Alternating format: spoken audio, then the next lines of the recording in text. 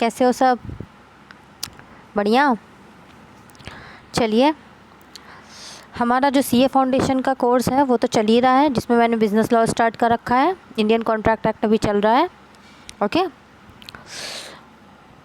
दूसरा, अब हम नई सीरीज़ स्टार्ट करने जा रहे हैं जीएसटी के बारे में।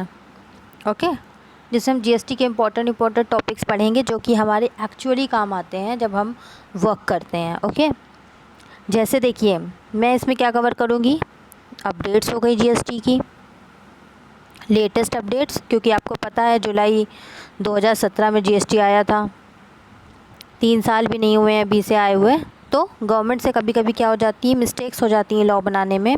मिस्टेक्स कह सकती हो, या फिर कुछ जैसे उन्होंने लॉ तो बना दिया, बहुत स्ट्रिक्ट हो गया लॉ, बाद में डिफ़िकल्टीज़ आ रही हैं, वो प्रैक्टिकली पॉसिबल नहीं हो पा रहा है उस चीज़ को करना। तो वो क्या करती है गवर्नमेंट, धीमे धीमे फिर क्या करती है, चीज़ों को अमेंड करती रहती है। ठीक है। सो आपको अपडेट्स के टच में रहना है, या फिर आपको जीएसटी के बारे में और नॉलेज चाहिए जो आप करते हो काम, तो आपको ये वीडियो लास्ट तक देखना है। ओके, इस वीडियो को लास्ट तक देखिए और सब्सक्राइब करिए हमारे चैनल को, और इसी तरह जुड़े रहिए क्योंकि हम आगे भी और टॉपिक्स लाएंगे। मैं आपको ओवरव्यू दे दूँ क्या क्या हम पढ़ेंगे इसमें। और ये सीए, आईपीसीसी और फाइनल के लिए तो है ही है, ये जो मैं पढ़ाऊँगी कोर्स अवेलेबल, मतलब उसमें उनके लिए रेलिवेंट है ही। और किसके किसके लिए रेलिवेंट है मैं बता दूँ। एक तो ये सीएस लोगों के लिए, सीएस जो कर रहे हैं उनके लिए रेलिवेंट होगा जो मैं पढ़ाऊँगी, क्योंकि कॉमन ही रहते हैं टॉपिक्स तो। प्लस उनके लिए है जो अकाउंटिंग का वर्क करते हैं ज़्यादातर, क्योंकि उनको बहुत इश्यूज़ आते हैं। प्लस जीएसटी रिलेटेड जो काम करते हैं। ओके, और जो वो हो गए हैं जिनको नॉलेज बढ़ाने के लिए अपना होता है, एक अंदर से इच्छा होती है, उनके लिए भी ये तो रेलेवेंट है ही, जिनको हर चीज़ जानने का होता है। ठीक है गाइस, चलिए पढ़ते हैं। ये देखिए नया अपडेट है, ये एक्चुअली रूलिंग है हमारी, ये जो आई हुई है, कहाँ से आई हुई है ये,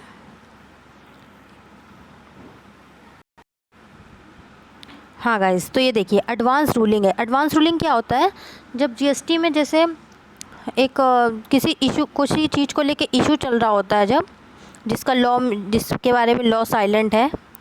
ओके, तो उसका जब कोई जजमेंट होता है तो उसको क्या कहते हैं, एडवांस रूलिंग कहते हैं हम। ओके, सो देखिए कर्नाटक अथॉरिटी ने दिया है क्या, ये कि अनिल कुमार अग्रवाल का केस था 2020 का।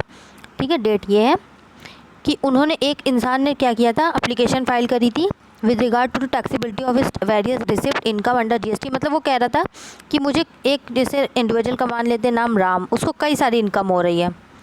ठीक है, बहुत सारी इनकम हो रही है, तो वो ये जानना चाह रहा है कि ये सारी जो जितनी इनकम हो रही है क्या उसकी एग्रीगेट टर्नओवर में आएगा जीएसटी के रजिस्ट्रेशन के लिए। मैं बता दूं एग्रीगेट टर्नओवर क्या होता है।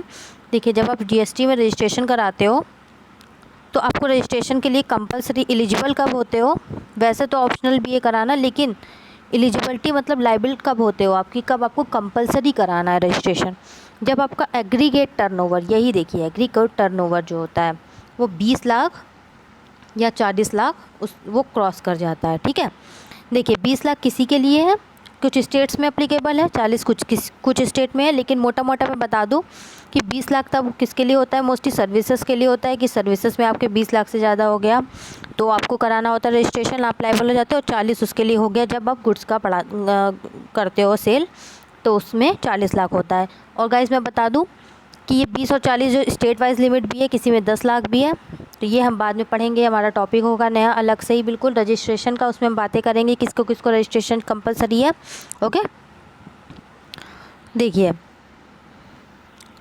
अब यहाँ पर आया है कि देखिए उसको क्या क्या इनकम हो रही थी, यहाँ से पढ़ते हैं, और क्या वो एग्रीगेट टर्नओवर में इंक्लूड होगी रजिस्ट्रेशन के लिए, और क्या वो टैक्सेबल है या नहीं है। ठीक, देखिए पार्टनर की salary received as a partner, मतलब वो कहीं पार्टनर था किसी फर्म में और उसको वहाँ से सैलरी मिल रही थी।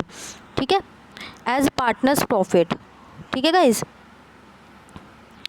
तो क्या हो रहा है, उन्होंने कहा कि नहीं इसको हम इंक्लूड नहीं करेंगे क्योंकि ये एग्जाम्प्ट होता है, share of profit is nothing but application of money. ठीक है, इस वजह से ये शेयर ऑफ प्रॉफिट तो वैसे भी एग्जाम्प्ट ही होता है, हमारे इनकम टैक्स में भी एग्जाम्प्ट ही होता है वो।